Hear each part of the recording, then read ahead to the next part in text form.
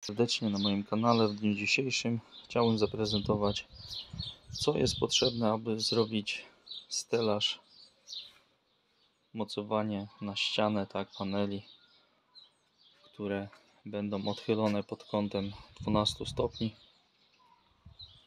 A więc wyspawałem sobie 7 takich ekierek ze stali. One są jeszcze nieskończone, bo tutaj mamy takie blaszki. I jedna i druga to będzie na szerokość otworów montażowych panelu, jakie mamy tam.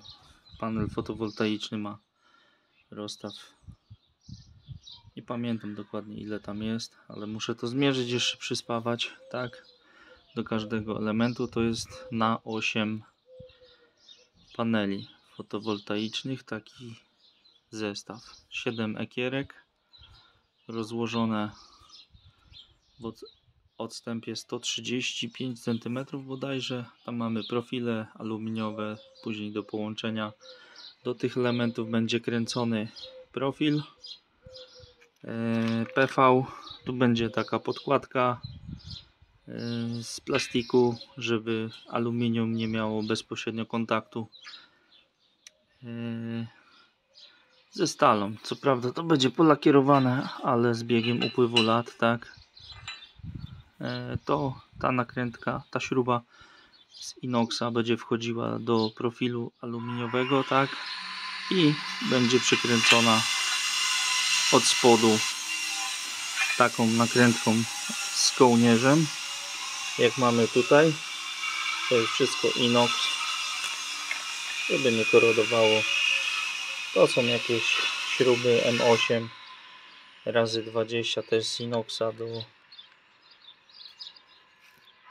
montażu, bodajże to jest do montażu paneli. Mamy takie uchwyty, które przytrzymują panel, ale tego nie będę stosował, bo to się nie nadaje. Przy takim odchyleniu pod kątem będzie zastosowany taka blaszka. To trzeba będzie wygiąć i przykręcić na bok panela normalnie śrubą i do profila aluminiowego będzie przykręcone. Będzie można regulować rozstaw, przykręcić sobie. Zakupiłem takie blaszki, nie wiem czy to wyda.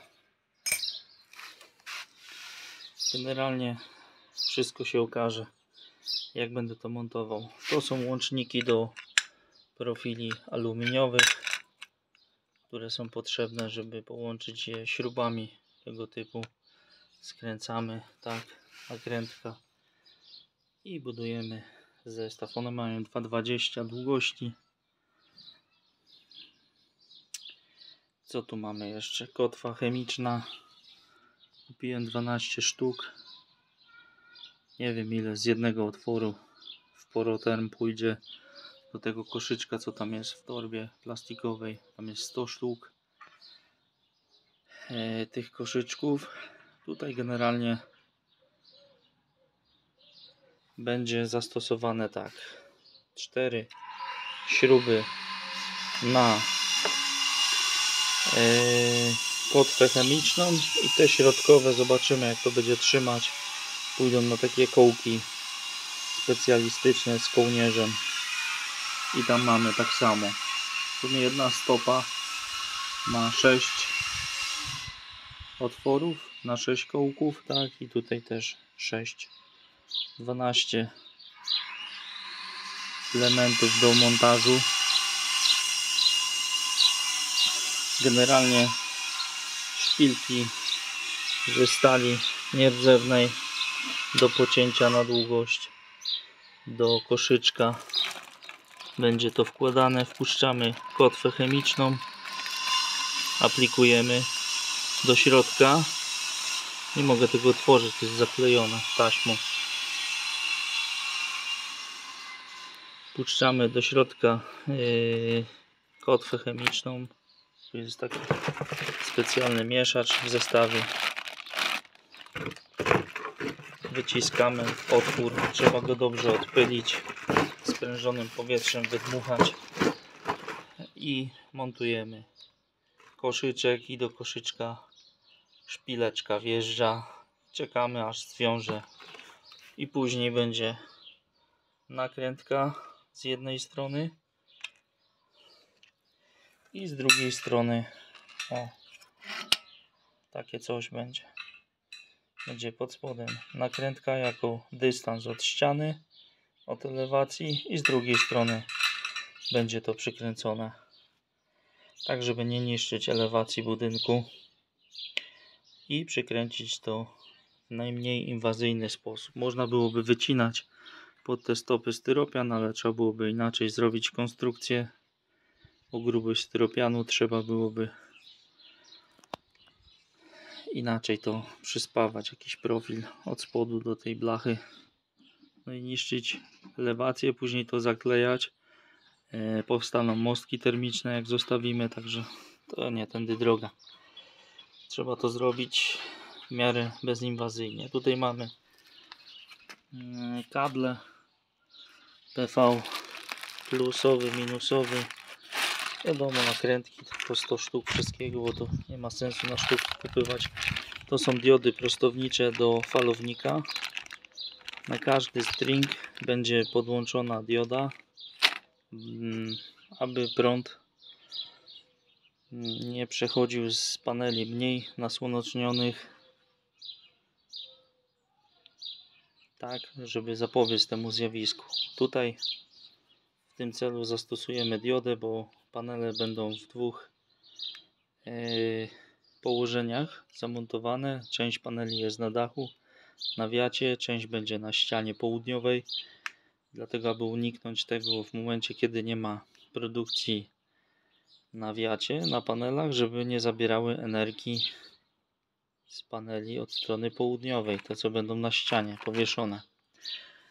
Tutaj złącza MC4 do kabla, tam mamy blaszki uziemiające w pudełku i takie zaślepki na profil PV aluminiowy, żeby zakończyć jakoś kulturalnie to po prostu, żeby nie było ostrych krawędzi. Co prawda to będzie na budynku, to w niczym nie przeszkadza. Generalnie jest masa roboty przy tym. Na wysokości jeszcze trzeba to zamontować. Taka jedna ekierka nie jest ciężka, bo waży parę kilogramów tylko. Ale ustawienie tego tak, równe przewiercenie. Najgorsze jest to, jak zejdzie nam otwór i wtedy zaczyna się problem, co z tym dalej robić. Jak to usytuować, jak to ustawić, jak już mamy kilka otworów wywiercone i nagle jeden gdzieś zejdzie. To wtedy zaczyna się problem. Zobaczymy, jak to będzie szło. Jeszcze trzeba skończyć spawać te łaskowniczki do montażu. Czyszczenie, malowanie, gruntowanie epoksydem, później farba do tego poliuretanowa do stali, także żeby to dobrze zabezpieczyć antykorozyjnie. I tak jak powiedziałem, pod te płaskowniki pójdzie plastikowy taki dystans, żeby ten profil aluminiowy nie miał kontaktu bezpośrednio ze stalą, żeby nie wchodził w reakcję, nie korodował po jakimś tam czasie. Wiadomo, to ma wytrzymać 20 lat, a później to trzeba będzie robić remont albo wymianę instalacji. Także nie będziemy się tym przejmować, co będzie za taki czas. Sama kotwa chemiczna, która tu jest w pudełku, no jakiś tam koszt, nie pamiętam ile to, 400 zł. Tutaj te wszystkie elementy, no jest dosyć duży koszt. To jest tylko na jeden obwód paneli, 8 sztuk, czyli będzie tam gdzieś 3 kW z hakiem mocy z takiego stringu. Jeszcze będzie drugi string taki pod spodem zamontowany i to kolejna część materiałów, co tutaj widzicie, będzie potrzebna, czyli będzie 6 kW wisiało na ścianie południowej. Z uwagi na to, że nie chcę montować paneli na dachu, w zimie mamy okres, gdzie przypruszy śnieg, trzeba odśnieżać, nie ma produkcji, na dach nie wyjdziemy wysoko na budynku i zaczyna się problem, bo nie produkujemy. Na ścianie tego zjawiska nie będzie, nie ma problemu też z dostępem do umycia takich paneli, nawet na długiej przedłużce czy z rusztowania można się wspomóc, czy z drabiny. Ma to swoje plusy. Co prawda montowanie pod kątem 90 stopni obniża sprawność i wydajność całej instalacji, ale tutaj zastosowałem kąt 12 stopni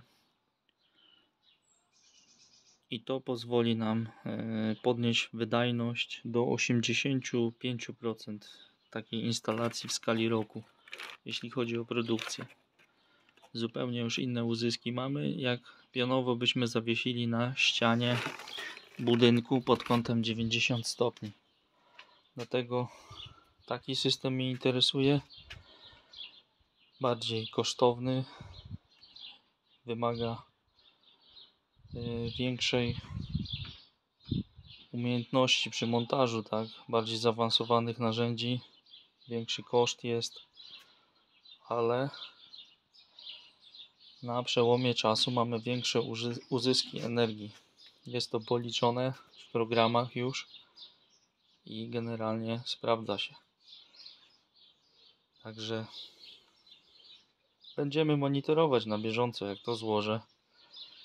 Mam urlop i celowo chcę go wykorzystać właśnie na zakończenie chociaż tego jednego obwodu paneli, żeby go zainstalować na ścianę i będziemy monitorować, jakie są uzyski energii z takiego montażu, czy warto to robić. Powiem Wam tak, panele na wiacie zasypało, oblodziło, nie do odśnieżenia, produkcja zerowa w zimie. Był taki czas, że nawet polewałem wodą, żeby to odmrozić, odlodzić. Generalnie gra nie warta świeczki. Co prawda produkcja jest znikoma wtedy w takim okresie, ale zawsze coś. 2 miesiące mamy martwe, praktycznie w okresie, gdzie potrzebujemy najwięcej energii, ale ten system zapewni mi to, że nie będę musiał odśnieżać i będzie troszeczkę większa sprawność tej instalacji niż pionowo montowane panele na elewacji budynku. Niektórzy pomyślą, po co ja to robię. Generalnie chodzi o to, że jak nie masz dużej działki, na której możesz sobie postawić 12 czy 13 kW piku paneli na jednym takim dużym stojaku, no to niestety takie kombinacje są. Dodatkowe koszty, dodatkowy problem. Myślę, że w późniejszym czasie odwdzięczy się instalacja lepszą efektywnością, mniejszą obsługą związaną z odśnieżaniem, z jakimś czyszczeniem tego. Także będziemy monitorować, będę nagrywał o tym filmy. Temat jest na topie w związku z podwyżką energii w najbliższym czasie. Także trzeba się przyszykować na to wszystko. Zwłaszcza jeżeli ogrzewamy się pompą ciepła, żeby nie płacić kosmicznych rachunków za prąd. Już jest droga, będzie jeszcze drożej. Co? Jak już będę montował, to przedstawię Wam, jak wygląda taki stelaż zamontowany na ścianie bez paneli, tak? Zobaczycie, jak to wygląda. Z rusztowania nakręcimy z wysokości, jak to będzie, ale potrzebuję czasu. Myślę, że do końca tygodnia będę już to montował. Zobaczymy, czas pokaże. Dziękuję za uwagę. To dziś wszystko i do następnego. Cześć.